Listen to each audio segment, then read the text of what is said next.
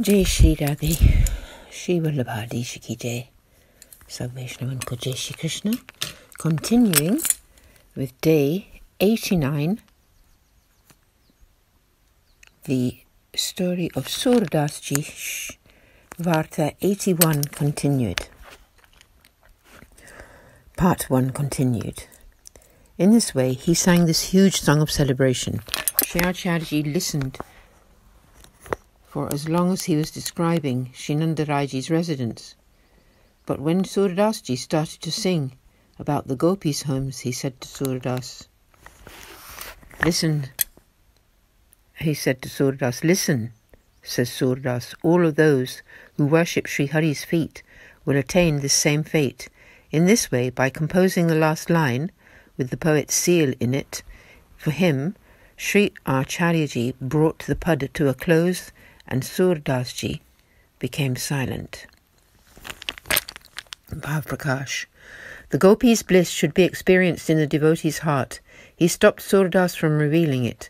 Surdas also worried about what would happen to his many disciples, but Sri Acharya here reassured him that, "Listen, Surdas, all those who worship Sri Hari's lotus feet will attain this same lovely fate." Part 1 continued. Sri Acharya was very happy and said, "Listen to Surdas' song." Listening to Surdas' song, it seems as if Surdas is actually standing in Nanda Baba's home. Then Sri Acharya recited the whole of his Purushottam Sahasranam composition, the 1,000 names of the Supreme Person. At this very moment, the whole of the Srimad Bhagavatam became clear in Surdas' heart. Surdas described the whole of the Srimad Bhagavatam from the first to the last chapters in song. He described the Lord's pastimes of stealing the gopis' yogurt and Sri Radhikaji's stubbornness in love. After this, Sri Acharya stayed on Golgat for full 3 days. Surdas made sure that all of those whom he had initiated also got initiated by Sri Acharya. Then Sri Acharya travelled on to Vraja, and Surdas accompanied him. He first of all went to Gokul. There he told Surdas to have Gokul's holy site. Surdas prostrated to Gokul, and as he did, he saw all of the Lord's pastimes in Gokul in his heart. He wondered how he could describe them all.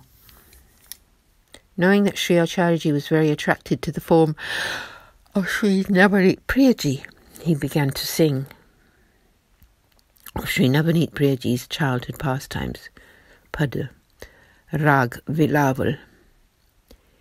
He looks so sweet with the butter in his hand. He crawls on his knees, his bodily lustre further beautified by the dust on it, and his mouth is smeared with yogurt. He has lovely cheeks, playful eyes, and a red tilak forehead mark. The locks of curly hair that dangle over his face are like swarms of bees anxious to drink its intoxicating sweet nectar. At his attractive throat he bears a little necklace, and at his heart another of diamonds and protective tiger claws. Surdas the poet now states, "How fortunate I am to have this joyous vision even just now, for this one moment which fulfills my whole life. Without it, what is the point of living for 100 lifetimes?" Hearing this poem, Sri Acharya became very pleased with Surdas. Surdas proceeded to delight him with more songs about Sri Navaneet Priyaji's childhood pastimes. Sri Acharya thought, "We have built a temple for Sri Govardhanaji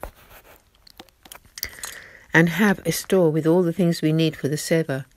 Let's put Surdas close to him, so he will compose songs for all the different periods of service, and we will thus have a store of songs, singing which Vaishnavas will become totally fulfilled." Taking Surdas with him, Sri Acharya went up to Sri Govardhanaji. They both had his holy site. Sri Acharya then commanded Surdas, "Please look at Sri Govardhanaji and sing a song." Surdas composed this song of supplication and humbly sang it for Srinathji.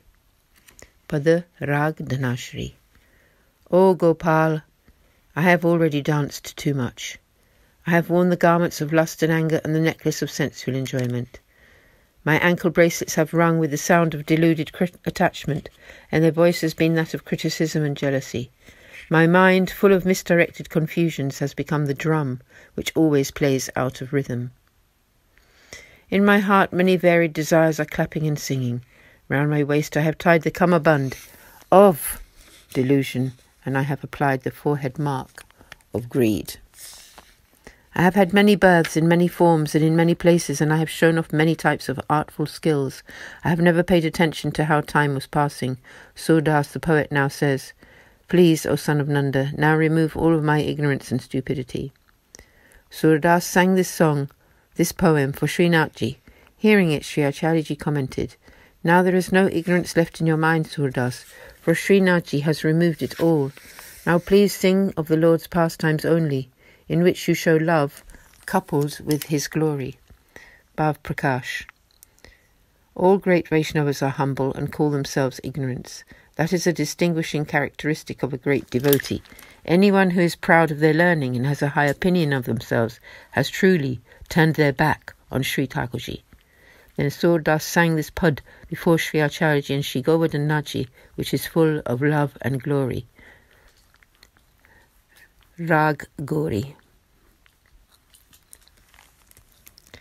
The Creator Brahma, Shiva and the thousand-headed Shesha all wonder how these gopis have earned such merit that Sri Hari incarnates in human form for their sake. This Almighty Lord, who is the light of the world, the Guru of the whole world, as well as the Father and Lord of all, who is difficult to attain through yoga, sacrifices, chanting, austerities or fasting, has incarnated as a child in Sri Gokul. In his belly rest the three worlds, water, earth and the five elements, but he becomes a delightful child who swings in his cradle in Vraja, and is the treasure of Yashodaji's home. From every single one of his hair follicles come thousands of Lord Brahma the creators, and his bliss is equal to that of the entire creation. That same being Yashodaji places upon her lap and folds into her two arms.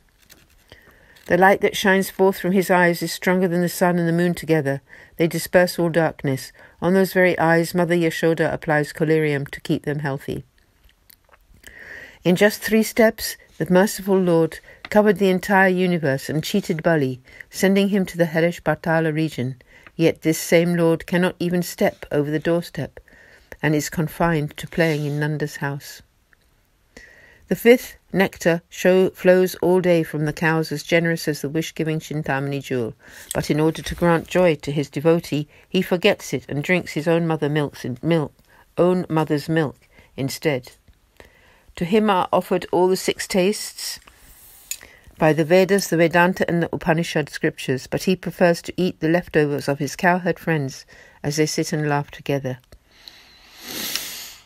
He is the Lord of Lakshmi. He can bestow the eternal realm of Vaikuntha, and the granting of all joy and grief is in his hands, yet he loves to wander barefoot in the forest, wearing a black blanket and carrying a stick in his hand. He is known to be the Creator, the Destroyer, the Giver and the Enjoyer, and the support of the whole universe. Let his mother, Nanda's queen, calls him a butter thief and ties him up to punish him. He gave the ultimate reward, an abode at his feet, to the evil Putana, Bakasur, Shakatasur, Trinavarta, Aghasur, Dhenukasur, Vrishabhasur and Kamsa. He is so kind to the devotees, the uplifting of the fallen, and is always complete. The poet Sur now states, he has stopped me, the chief of all the fallen, in my tracks, near to his door. That's the 11th verse. Hearing this song, Sri Acharyaji was delighted. Bhav Prakash. In this poem, Surdas describes the path of grace exactly as revealed by Sri Acharyaji.